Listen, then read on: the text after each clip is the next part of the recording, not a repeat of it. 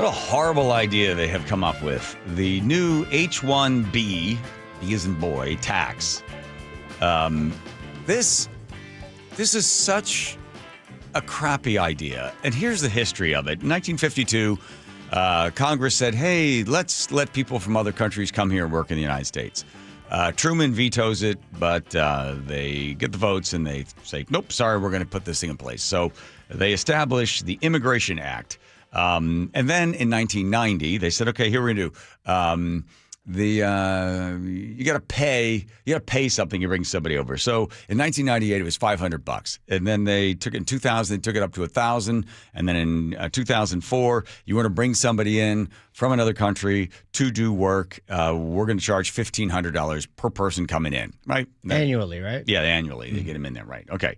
2020 rolls around, and Trump, executive order, suspends bringing anybody in from another country because of COVID. He says that he didn't want anybody coming in from another country and displacing American workers. All right. Well, all right. Now they get this idea of it's $100,000. We're going to charge you $100,000 for you to bring somebody in from another country. What could go wrong? Well, let's just work through it. Oh, and here's the worst part of it. The word in this is section 1C, if you're reading along at home. Blah, blah, blah, blah, blah, blah, blah, blah, blah, blah, blah, blah, blah. And then it gets to, if the Secretary of Homeland Security determines in the Secretary's discretion, whenever you see the word discretion, look out. At the discretion, that hiring such an alien to be an employee of the H-1 specialty occupation workers in the national interest and does not pose a threat to the security and welfare of the United States. So basically, they put this thing in here that's going to allow the discretion. So what will happen is, you'll get the big ones like Microsoft and Google and the rest will be able to say, we really need you to approve this person because we've got lobbyists that have just showed up about an hour ago, and they're going to be able to walk the hallways, and they're going to be able to lobby to make sure that that person can come in from that country so that person can then work in the United States.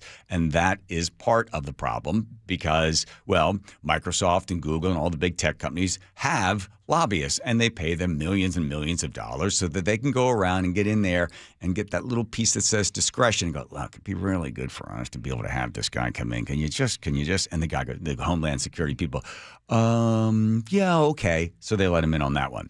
The $100,000 to Microsoft or some of the other big tech companies is like to us a cup of coffee. They've got to make billions and billions of dollars. So for them to bring somebody in for $100,000, nothing to them.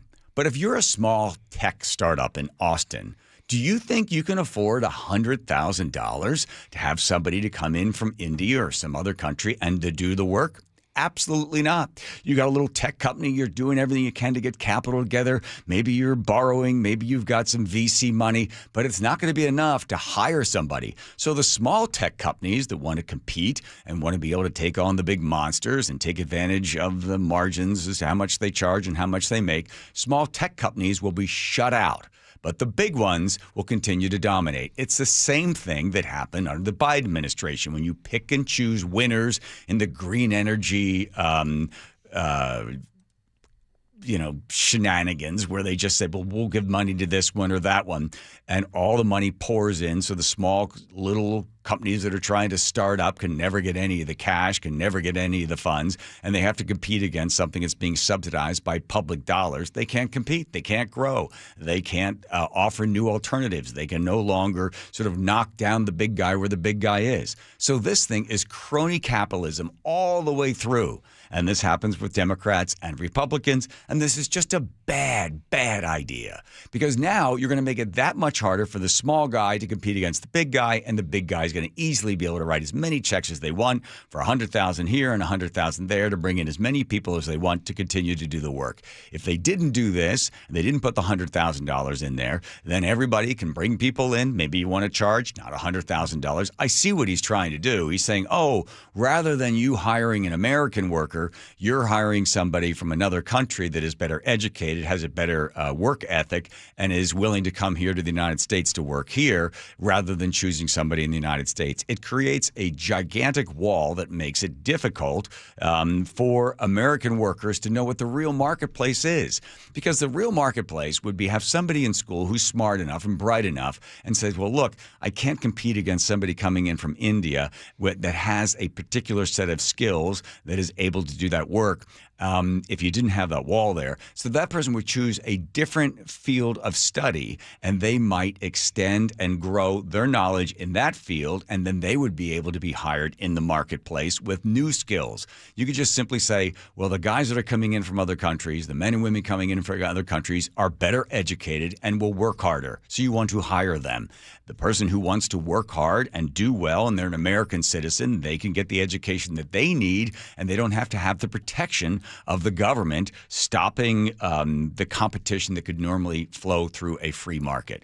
This is the exact example of why people hate crony capitalism, but it will get supported, it'll get passed, and Microsoft will make sure that they put this stuff in place, and these others will make sure as well, because they know it's to their benefit. It stops the little guy from getting big and taking away some of their bread. This is something that people need to learn if they want to learn something about economics. Learn some economics. And won't this just be undone by the next administration?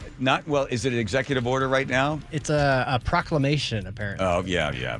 They could flip it around the other way, but they won't, whoever's in there, because they want to keep it in place. Because, again, the lobbyists that these tech companies have, it's all their buddies. Yeah. They work there, and then they left there, and then they work for some big tech company. They come in and they say to their buddies, hey, can you make sure using the discretion of the guy that's heading up Homeland Security, just let this guy in. And they want to be able to stifle the upstart competition. Sure they do. They do it all the time.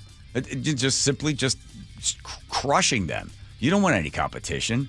You want to be able to have your little setup, and you're going to use the force of the government. When people talk about monopolies exist when the government gets involved. The monopolies are created. They're fertilized by the government. And the government loves it because the government gets stuff out of it. They get their guys to get donations. You can get, if you're a congressman or a senator, you pretty much count on that company giving you some dough because you cut them a little side deal. Ugh.